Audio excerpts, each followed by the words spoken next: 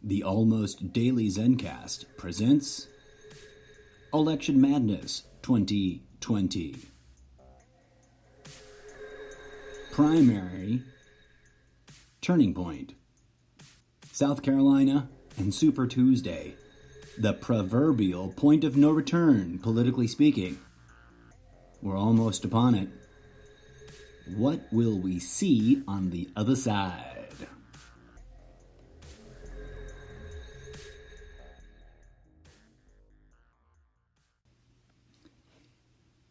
Thanks again for tuning in. I had a lovely and very refreshing meditation session just now. And now I'd like to turn my attention, our joint attention. Oops, sorry. I just screwed up the music there. Anyways, I think I got it right now. Okay, cool. Let us turn our attention to the 2020 primary madness. First, a recap. Here is, if you type in primary election in Google, I just discovered that they provide for you a live, constantly updated results list for delegate count, right? Provided by the Associated Press. So first, the numbers are all laid out here for the DNC, but let's take a quick look at the GOP, because despite the fact that they're hardly talking about it, even on Fox News, which you'd think they'd be talking about it more. Is this still playing? It is still playing. Sorry. I totally screwed up the music. I thought I had paused it. I didn't. Now it's playing, I think. No, now it's paused. Okay. Sorry, that was totally a technical foible on my part. I'll have to fix that up in post when I come around and do the updrafting to all these episodes. Okay, so here we are, friends. It is Friday, February 28th, 1:36 p.m. Pacific time. I humbly thank you for tuning in. That music that I just totally absentmindedly played longer than I meant to is DJ Zed. 333 Joker's Wild Dance. Electronic music produced by yours truly, the incorrigible Mr. Zeppo. Okay, so what was I saying? Google, you can look at these yourselves so you know I'm not bullshitting you. Go to google.com and type in primary election. And the first thing that comes up should be a big interactive windowed tabby thing.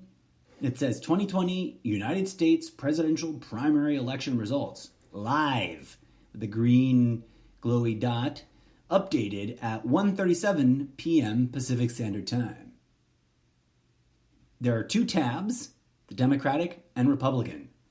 Let's take a look at the Republican side, because indeed there very much is a primary contest going on, despite the fact that Trump and his base and most everybody presumes that dear old Donnie will be the winner. And he does indeed seem to be in the lead. What a shame, right? That no one in the grand old party had grand old cajones big enough to really bring it to the Donald Trump. Let's review. Delegates. 87 delegates declared. 1,276 delegates are needed to win the nomination.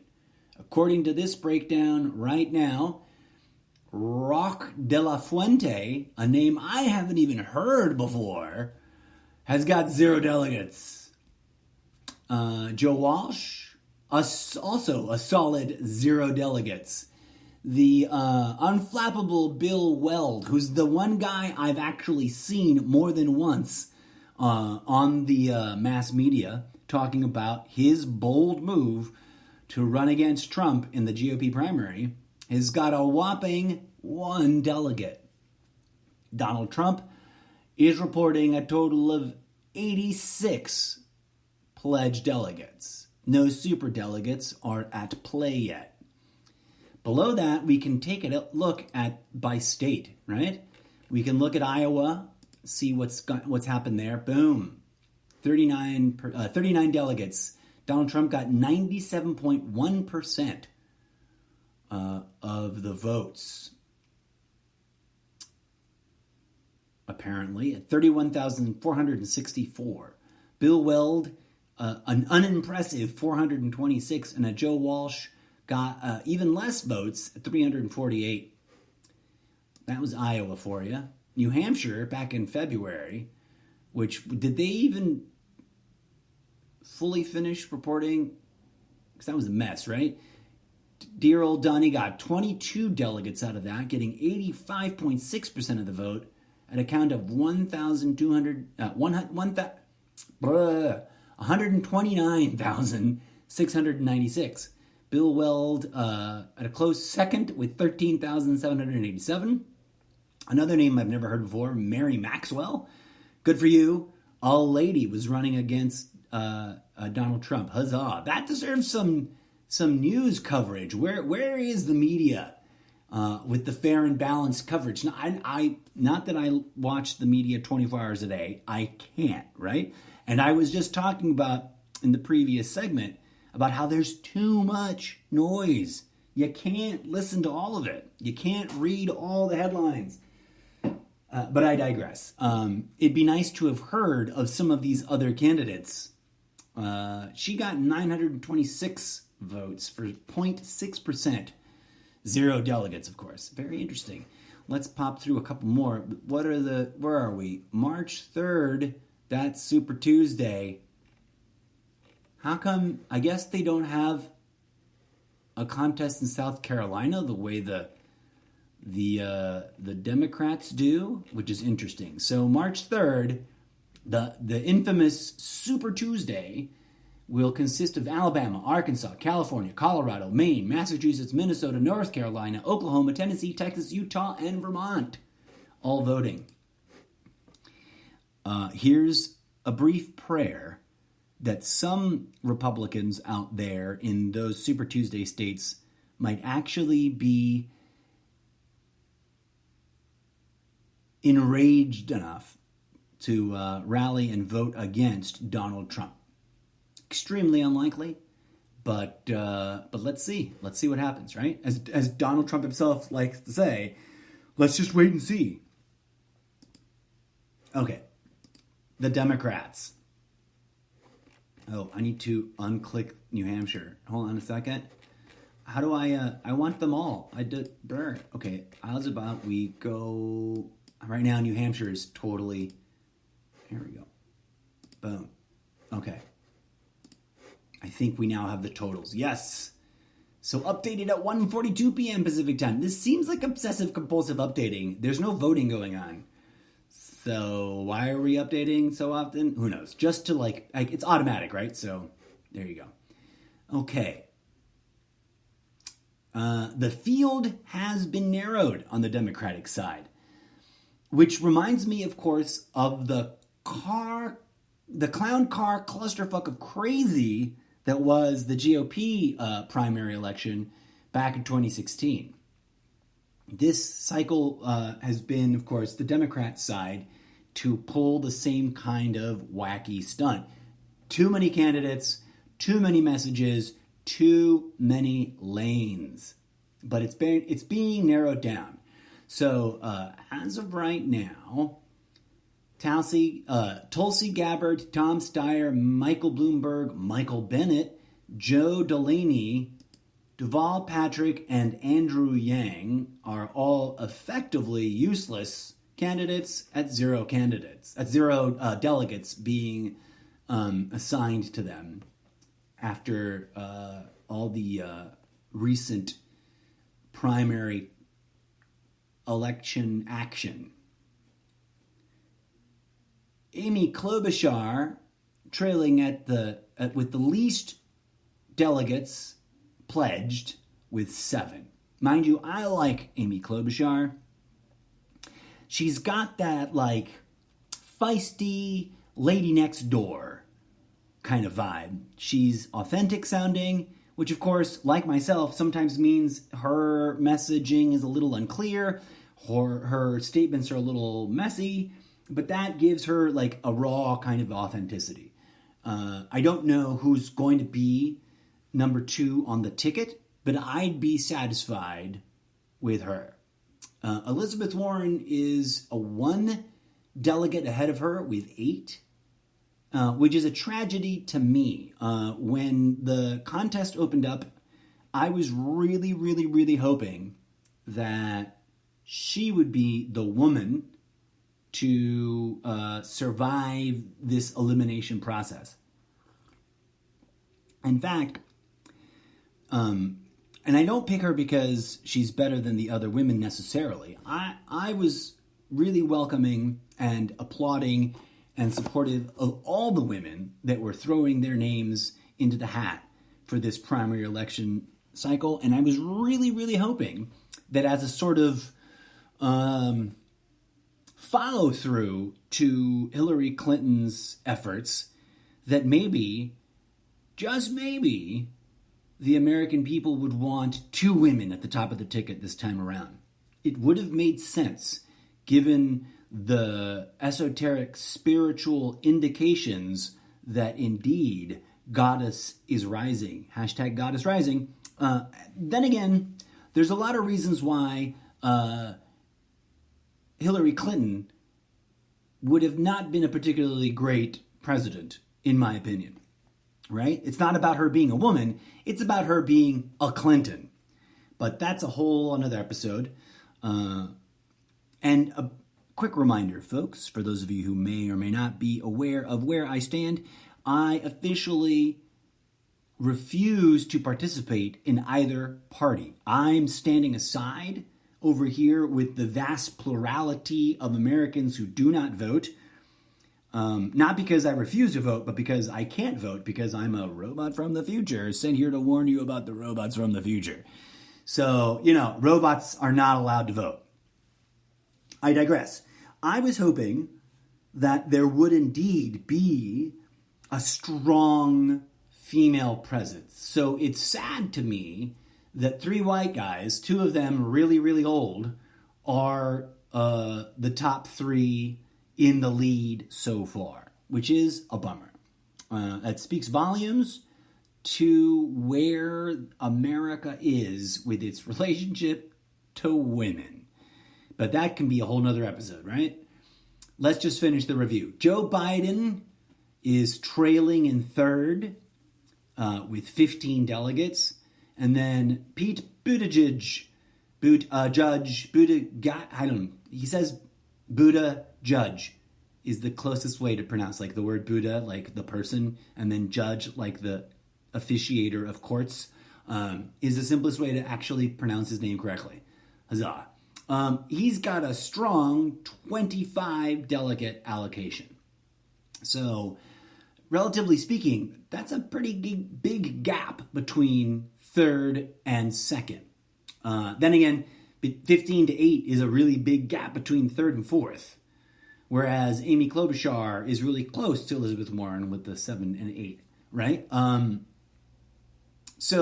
But way in the lead with a powerful gap that should not be underestimated or dismissed is the evil socialist Democrat, Bernie Sanders. By the way, I say that to mock everybody who hates socialism. Here's what I got to say to all the folks out there up in arms about Bernie being a democratic socialist. If you hate him for being a democratic socialist, A, you don't really understand what the term democratic socialist means. B, you should give up your Social Security program right now and not collect a single dime from that program, because that is democratic socialism. The PSYOP campaign, the complete and totally nonsensical propaganda campaign against Bernie Sanders, accusing him of being a communist or evil, bad socialist the way the Nazis were, is bullshit. Complete and total bullshit. Now, the problem is about labels, right? Labels are easy to manipulate, especially with an under-informed populace. There's a really great meme that I saw recently which I have to bring in here. I pulled it out earlier. Somebody on my Facebook feed posted it. And I don't understand why it's got a dude sitting on a couch, suspiciously staring at a girl, drinking one of those weird malt alcohol beverages and nerdy glasses. She's like a cute chick who's obviously taking the selfie.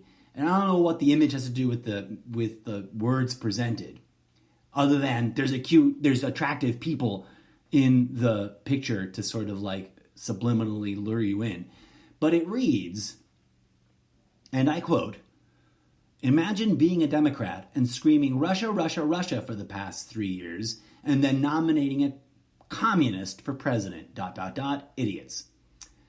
Here's the post.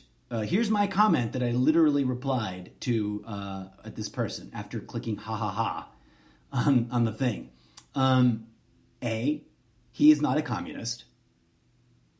B, he's not even a socialist. C, Russia probably made this meme. D, Russia actually really does interfere with many nations' elections. That's undebunkable fact. And E, the Russians learned that shit from the Americans.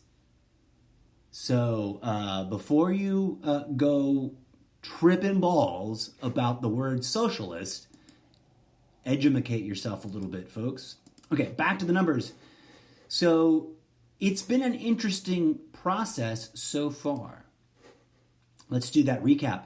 On February 3rd, back in Iowa, Pete Buttigieg swept, taking 13 delegates with 26.2% of the vote at 563. That's a really small number compared to what we saw over there on the Republicans tab, isn't it? Weird. Then again, Iowa is not a very densely populated state, is it?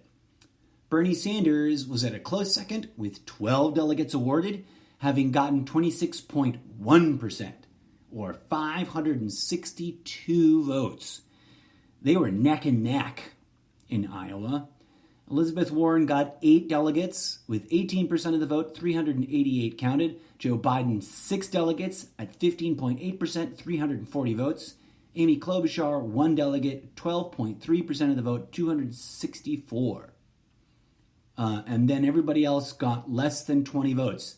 Andrew Yang got 22, which is 1% of the total vote in Iowa, which is weird, right? Like, that just goes to show you not a lot of people voted in Iowa for that primary vote. Tom Steyer got 0.3% with 7 votes, and everybody else got 0, except for uncommitted, 4 votes, uncommitted, which was 0.2% of the vote. Wacky.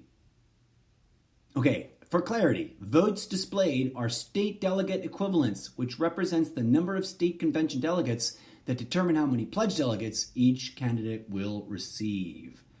So that was not like raw popular vote count.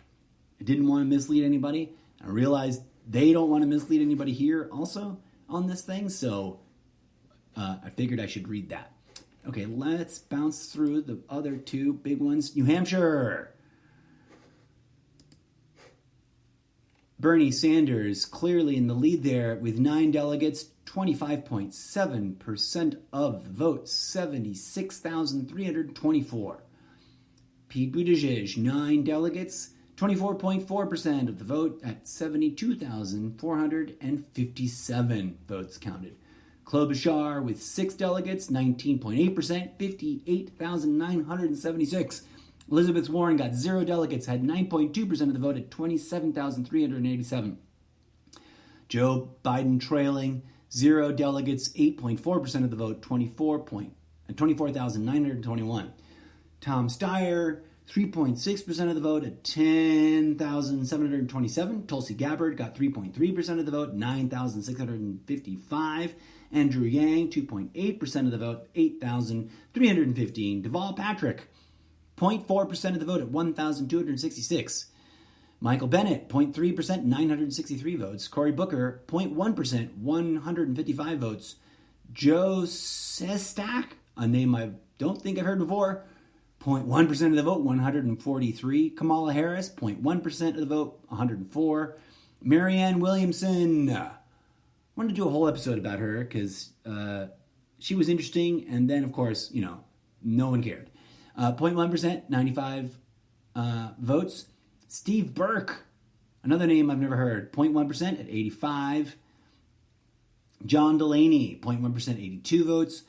Julian Castro, 0.1 at 81 votes. Robbie Wells, another unknown figure to myself, 0.1%, 81 votes.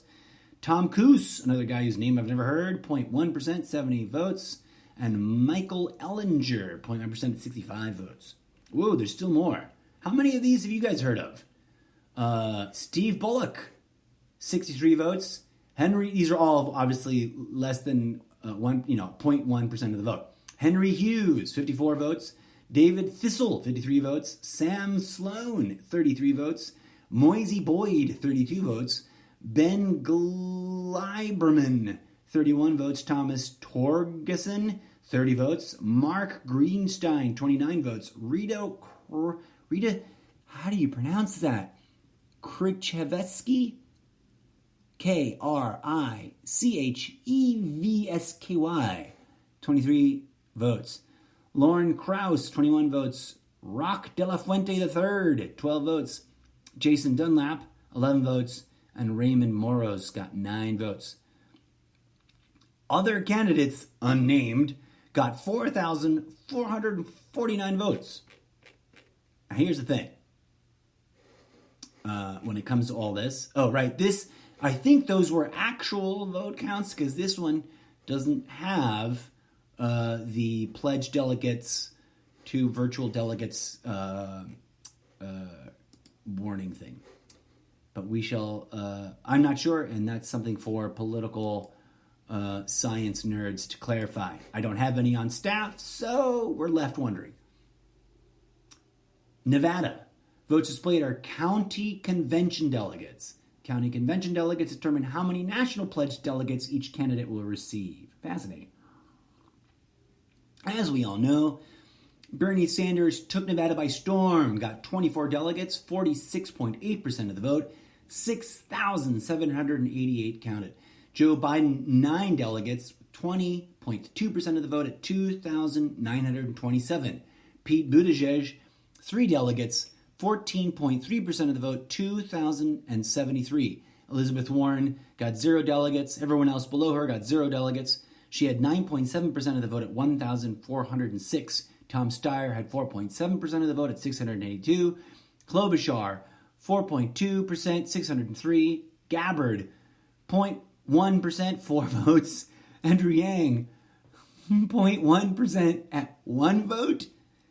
Deval Patrick, 0, 0. Delaney, 0, 0. Michael Bennet, 0, 0. And uncommitted, 7 votes. Fascinating. And then South Carolina probably got zeros, right? Nothing there yet. Boom. This primary hasn't held this party has not held a presidential primary contest in this state yet. It is scheduled for February 29th. That's tomorrow, folks. Woot. Okay, how do I get back to, I think I have to, hit enter again, right? Try to get that total again. Oh, nah, no, go back. Well, I want to clear out, let's see if I just click back far enough. There it is. And then forward. And then boom. So, 45 to 25 is Bernie Sanders' lead over Buttigieg. That's 20 delegates ahead, right? I don't do math in my head very often, but I think that should be correct. That's a lot of delegates. 1,991 delegates are needed to win the nomination. So there's still a lot to get, clearly. But that's one of those things. Super Tuesday, I think, brings the total delegates allotted to over 1/3 of the total. So once you hit Super Tuesday, you kind of know who is the most likely individual to get to the convention with a strong lead. So, my question to the Democratic base, and I posted this on Facebook a while back. Let me scroll on down to see if we've gotten any good responses there, any kind of conversation. By the way, thanks to everybody. Whether you're for or against the things I talk about, whether you show up to troll me or you show up to express your honest opinion, or you show up to support the ideas that I have shared, thank you. An honest, genuine, and humble thanks. Keep it coming, right? Because, like, engagement. It's what we need.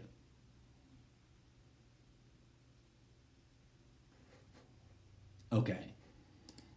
Gonna come back to that in a hot second, but there was a comment there that was kind of hilarious. Where is this bit? It's so, it's got, is it before Valentine's Day that I posted this? This is the one thing I don't like about Facebook. It's really, really, really hard to find a thing you've already posted unless you remember all the, the most interesting keywords that you used in the post. I love that some of my posts are really getting a lot of engagement. So if you like what I post on Facebook, bring your eyeballs on over to Sprecher.com, or at least to the Facebook page for this podcast, which can be found at the Almost Daily Zencast. I think if you just type in Zencast, you should be able to find it. Where is the thing? Okay, let's see if I can search for it.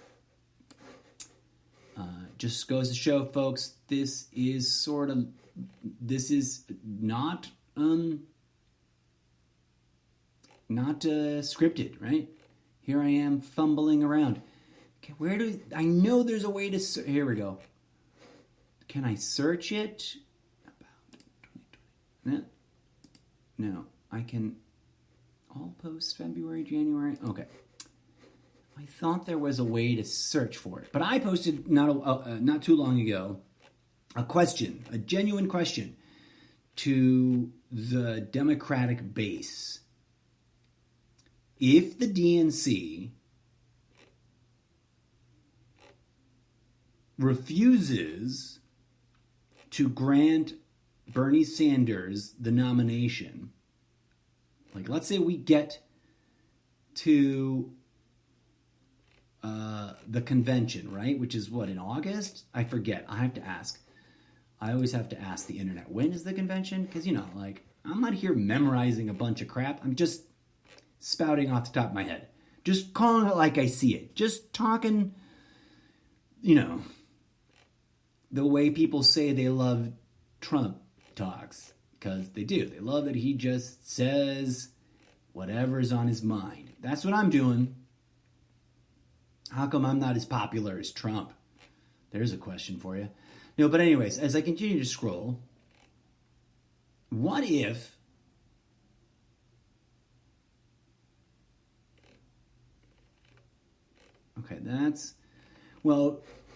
on February 19th, I thought it was interesting that Bernie talked about, I think it was at a debate, right? He talked about the largest voter turnout in the history of voting in America. And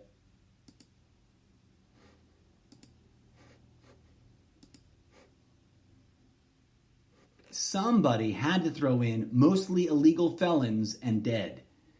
Sorry, buddy, that has been debunked. The GOP is constantly raising alarm bells of voter fraud, and fact-based investigation, they're the only party that's been caught literally committing voter fraud. And also, for stupid small numbers, it makes no sense. But what I meant to talk about was that Bernie believes that he and his campaign will succeed in bringing out the largest voter turnout in American history. So far, during the primary, that has actually and factually not quite been the case. Where is this blue wave? Where are the new Bernie voters? He is in the lead. He's got a lot of strength, but largest turnout in American history for a primary, it's, according to everything I've seen, it's on par to the turnout for 2016.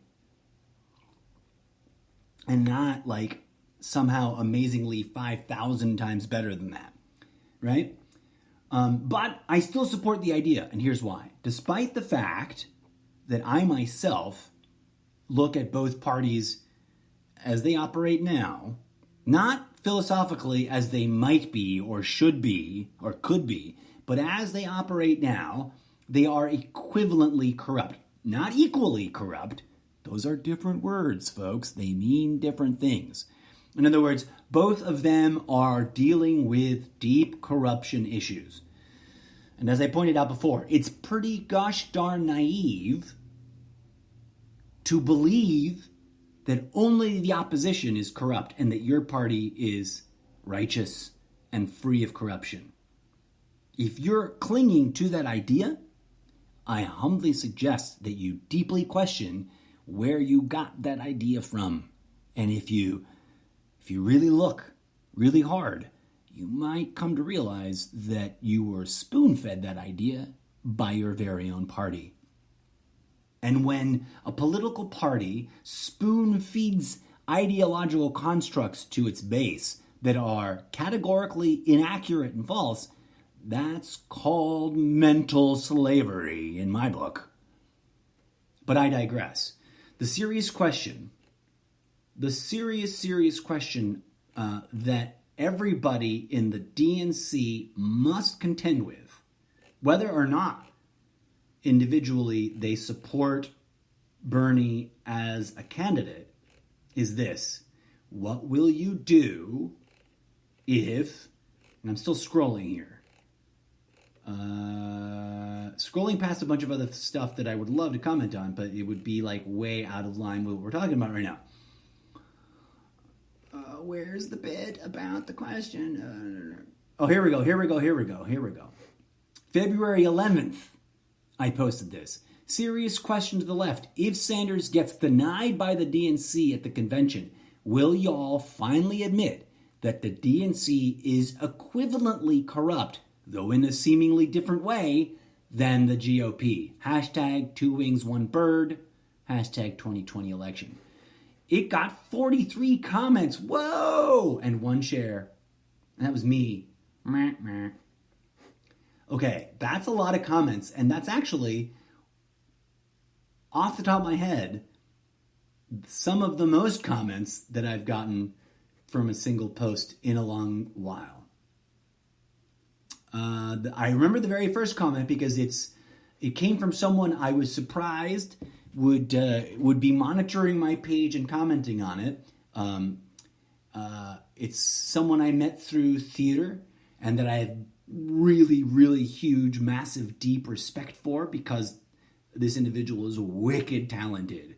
Amazing composer, conductor, orchestra leader, etc.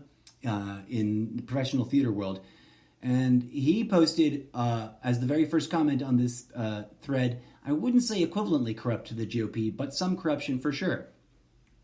I responded, fair. Perhaps there's a better, more accurate word than equivalently. Regardless, I just can't help but notice what kinds of things have been quietly approved on a bipartisan basis under the radar during the impeachment hubbub.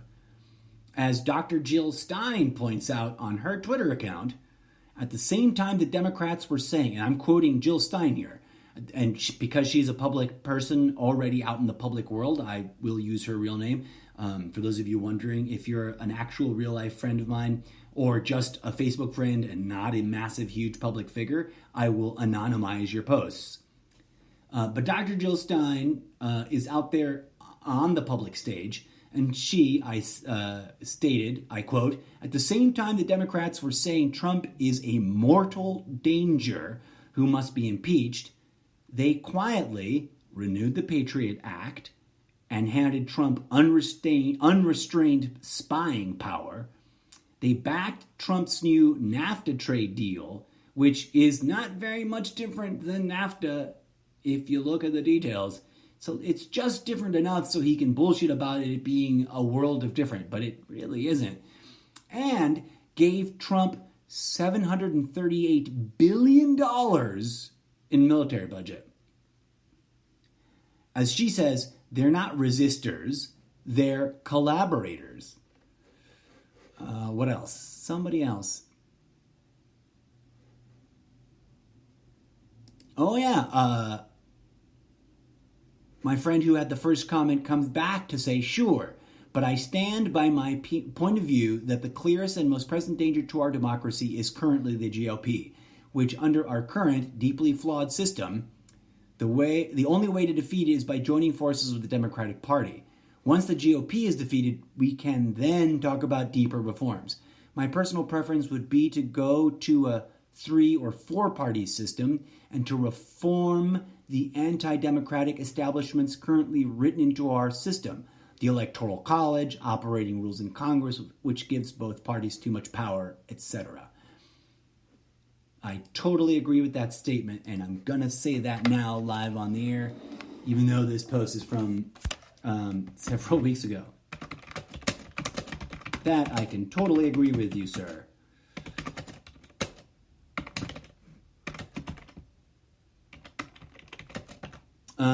Now, let's unpack that a little bit.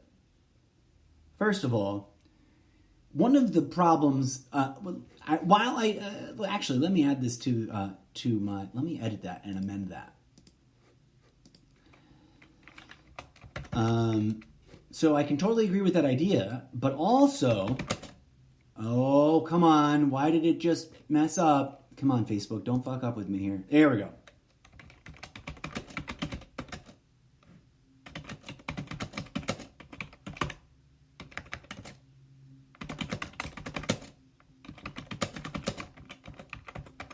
One moment. It's hard to type and talk at the same time. So we must be wary, I continue. The right says exactly, typos, says the exact same thing about the left.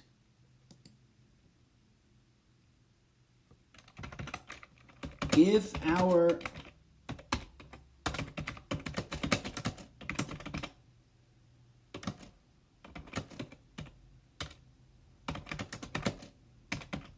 our democracy is in danger, which it is, despite the fact it hasn't really been a democracy for a long time, it's been an oligarchy republic, in my opinion.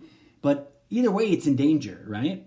And we must not be naive enough to fool ourselves into thinking that our team is righteous and only the opposition is evil and wrong.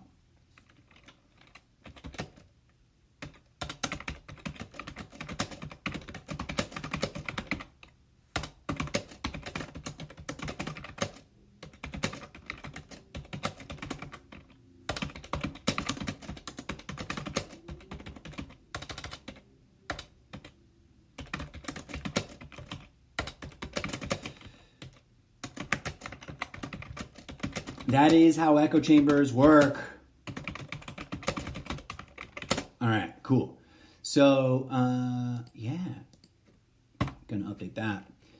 A couple other people were supportive of my comment. There we go. Here's somebody saying something that I'm probably gonna half agree with and half disagree with.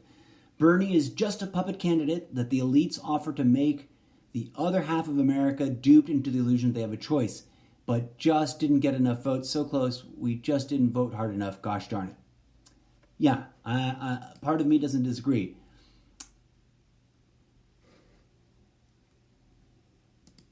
I replied to that back a few weeks ago. Have you not been paying attention to what I post, bro? You don't need to tell me that all politicians are puppets. I've been saying that since Reagan was in office. Literally have. Not on Facebook, obviously, but in real life. The real issue is how we heal them and how we get the human species to realize that all political ideology is mental slavery. This individual replies, I wasn't telling you per se, just the people on here who think voting matters. I responded, fair. The irony is that voting can matter. It just doesn't really, now, as things stand. Voting is an illusion of choice, this individual responds.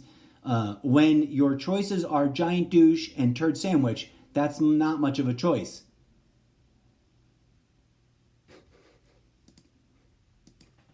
I'm going to reply to that now, because I haven't yet. I can't disagree with that part. I cannot disagree with that analysis. But we can indeed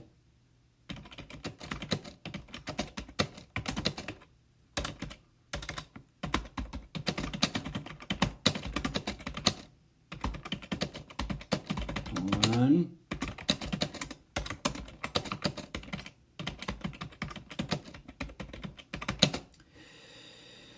I said I cannot disagree with that analysis. But we can indeed defy the setup and flood the system with our votes for someone that is not a pre-selected puppet. Something I talk about in other places. A different Facebook friend wrote, absolutely, both official parties are corporately bought. Voters are trying to vote anti-corporate. Okay, so I interjected here in the middle of the thread. Despite my statement above about puppets and ideology, I actually do think that there is potential value in voting, but it would have to be a total inundation, a flood, and it would have to be a protest vote, an absurdist vote. That's why I tried to create a write-in campaign for Colbert Stevens back in 2016.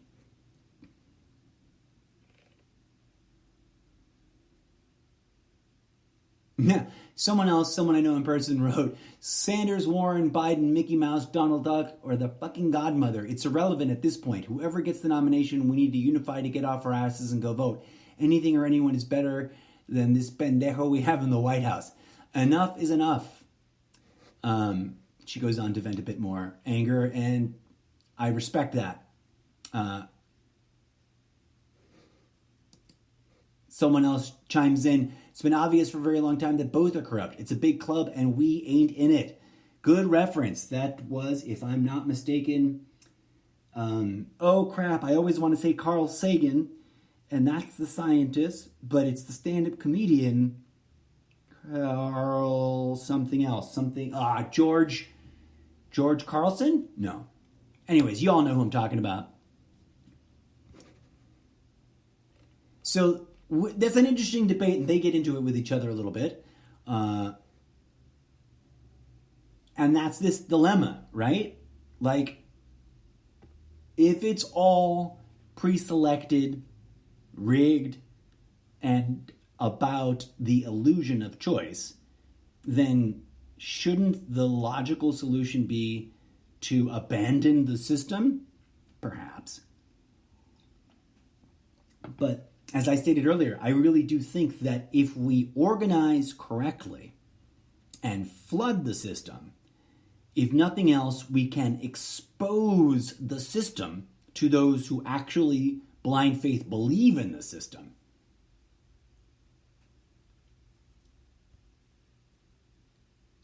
So a previous friend that I've already quoted comes back and chimes in, by the end of this campaign, Bernie will be made out to be a weak, old, feeble lunatic by the powers that be, and in former years, a Democrat hero will appear out of seemingly nowhere to save us from the evil uncle Republicans a la Obama in 2008 and Clinton before him. That's the whole cycle. Will continue capitalism as capitalism eats itself alive.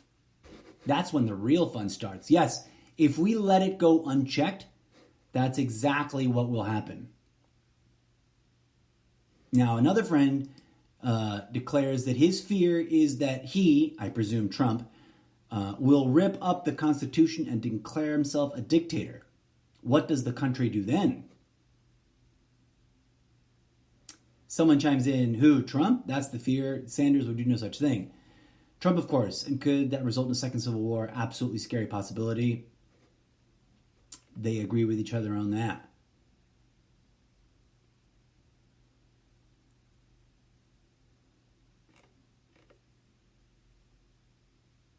Here we go. Somebody who really gets it. Yes, yes, yes. Trump is the manifestation of the damaged collective American soul. Healing, 100%. Thank you, brother, for understanding and for sharing that thought so more people can get the seeds planted. Somebody else commenting, and obviously not having read all the comments, says they will cheat him before the convention. If he manages to stay ahead... Oh, get out of my... There we go. Sorry, I hovered over the like and then the little happy faces were all dancing in front of the comment. If he manages to stay ahead, as Trump did, he will be nominated at the end of convention. Yes, unless they screw him over the way they did last year in favor of Hillary. Not last year, last election. Why would corruption be the reason he didn't get the nomination if that's what happens? Not trying to be provocative, honestly asking why corruption will be the explanation in your mind for why he doesn't get the nom. Fair question, but also it's like asking why is greed the explanation behind corporate pay wage disparity between the average workers and those on top? To me, it's like obvious, but I wasn't trying to be dismissive. It's like, wouldn't it be corruption that proves that?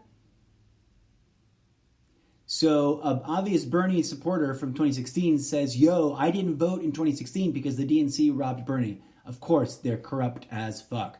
Yes. The only difference between the DNC and someone else chimes in, the only difference between the DNC and the RNC is the Repubs are a bit better at lying and stealing.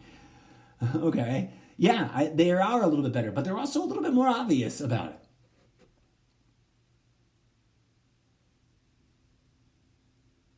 And here's one of my favoriteest memes of all times.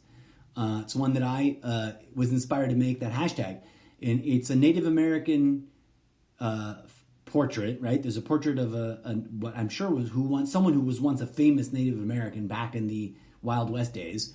But it reads, what if I told you that the left wing and the right wing belong to the same bird? I didn't do this earlier, but I'm now going to add my hashtag. 2 wings, 1 bird. Because legit, folks. Someone else writes, hashtag voting is for slaves, to beg their evil, deceitful, murderous puppets to oppress them just a little less, please. And then they added a meme, no matter who you vote for, the rich stay rich, the poor stay poor, and the bombs never stop. That, my friends, is true. And this is one of those memes that I really love. It's got Bush Sr., Clinton, Bush Jr., Obama, and Trump all next to each other, and a background of flames being flown over by military planes. Because that, folks, is the hard pill to swallow. Take a really good hard look at history. Someone else chimes in, Dems aren't the left. Good point. They aren't. They're kind of some other thing. But then again, the whole left-right paradigm is skewed to begin with and shouldn't be a paradigm that we rely on because that creates enemies out of our neighbors, yo. Other comments from this thread. Most Sanders supporters already knew the DNC was corrupt in 2016, but that doesn't mean we shouldn't keep putting the pressure on. Totally agree with that. If Bernie wins the nod, will you come and help? Of course. Someone else, don't understand the question. It's not the left who has an issue admitting that there's DNC corruption. It's the center, the Clinton machine establishment. Touche.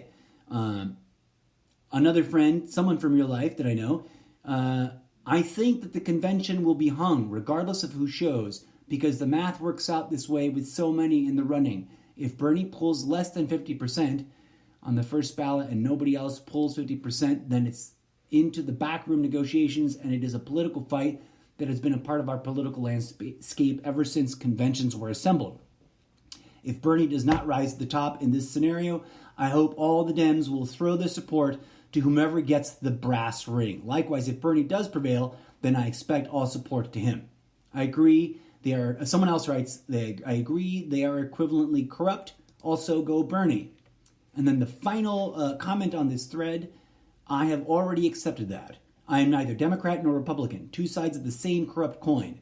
I get it's easy to think one side is worse, but sometimes the more hidden the corruption, the worse it is. Awesome.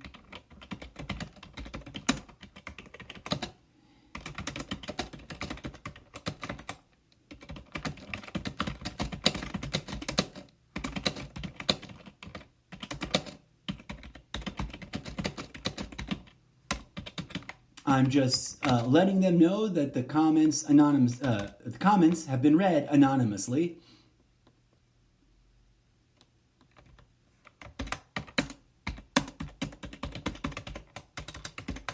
On the most recent episode of the podcast. So, and that took almost an hour. Wacky. So here we are, right? We are barreling into South Carolina, and that's going to be a really exciting contest. I'm very much looking forward to seeing the results of that, and so be sure to tune in to an episode that I will probably be posting on Sunday of Election Madness 2020 to review how things turn out in South Carolina. Will Biden really be saved by his African-American voter firewall? Or will that idea waffle? Will African-American voters be lured away from the Barack Obama light option? Because I think that's what he's been counting on. If I can comment on that for a hot second without running on for too much longer. Biden seems to have been almost foolishly, in my humble opinion, really counting on South Carolina to push him over the top, presumably, and also kind of out of his. Oh, and funny fact. Let this sink in for a hot second. This is all politicians, right? No matter how much you love them, no matter how sincere they were as people before they got into politics, something happens, folks. Something happens, and then they all end up being like this. I saw recently, butted up next to each other, 2 video clips of Joe Biden talking. In the first one, he literally overtly says, South Carolina is my firewall. In the next clip, he totally categorically denies having said that and blames the media. Does that sound familiar? Isn't that what Donald Trump does? Now, we can pile on and hate these politicians. Or, as I keep saying, forgive the redundancy, we can gather our spiritual focus and heal them. That, of course, requires us to focus on healing ourselves first. So, I'll leave it there, folks. Also, thanks to everybody who commented. I'm going to be doing this way more often because it's about discussion, right? If you want your voice included in the discussion, hit me up on Facebook. That's where I go for this sort of stuff. I'm on Twitter too, but honestly, I really can't stand the way it all is laid out on Twitter. It just gives me a headache to look at Twitter on any screen. Call me a boomer, whatever. I don't think I'm old enough, technically, but I feel old when I'm on Twitter. Never mind Reddit with the weird-ass spread out lines and the comments all being not in order, but connected with the weird. I don't get Reddit at all. Can't read a damn thing on there without getting lost. Is to turn who said what when. Facebook makes sense, in part because I tell Facebook to show me all the comments in like chronological order, like the order they were posted. So thanks again to everybody who commented, and let's wrap things up, right? Politics, dear friends, I humbly submit to you, is an incredibly ineffective way to get things done. It is the system that we've got. We're stuck with it. We've inherited this system. It is a corrupt false binary that neglects all the third-party interests, right? There's lots of third parties, quote. So there's really third and fourth and fifth and sixth parties, but there's all these other parties that are lumped into the one category of third party, which are basically ignored by the primary dialectic, the primary polemic. And ultimately, both are indeed suffering great corruption, right? And ultimately, if you really observe in a nonpartisan way, it becomes clear that no matter how brave, how bold, right now the system is very capable of inculcating and seducing whoever participates in the system as it operates now. Thus, theoretically speaking, I suggest to you that we need to flood the system with a different tactic. Let's vote in crazy hippie new age healers that actually show evidence of being capable of healing. Which of course brings up the whole issue of Marianne Williamson and where she was and what she did wrong and why she couldn't get any traction, which we'll have to put a big red pin on the board of future possible episodes to come back to. Once again, I say to you, thanks for tuning in. Namaste. May peace, love, and grooviness blossom in your mind.